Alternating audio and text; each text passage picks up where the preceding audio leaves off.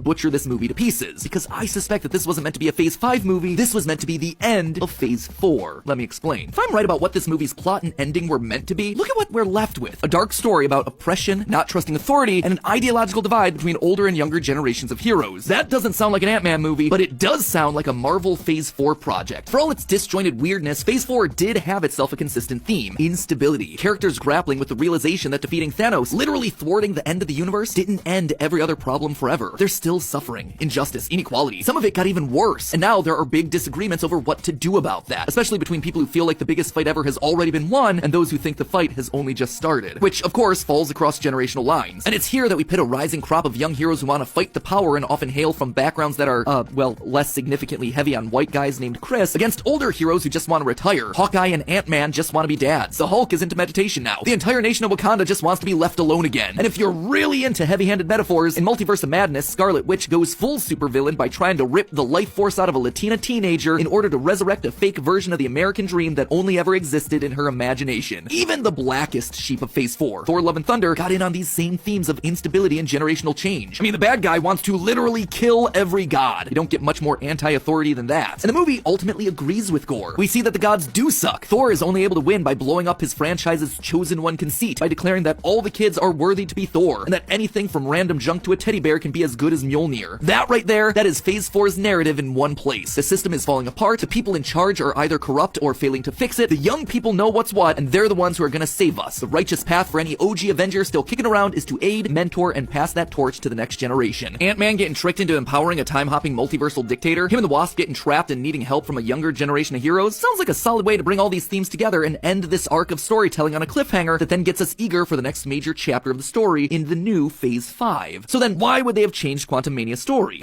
They called it the blip. But in this case, I'm talking about the real-world blip 2020. COVID happened, not only delaying movie release dates, but the entire real-world global economy. Movie production was at a standstill. Theaters were closing. People were turning to YouTube and TikTok for their entertainment. Suddenly, the pressure was on for Marvel to single-handedly save the cinema. Things had to be churned out as fast as possible whenever they were able to get finished. Looking at Marvel's original release schedule for Phase 4, you see that the plan was to gradually introduce the multiverse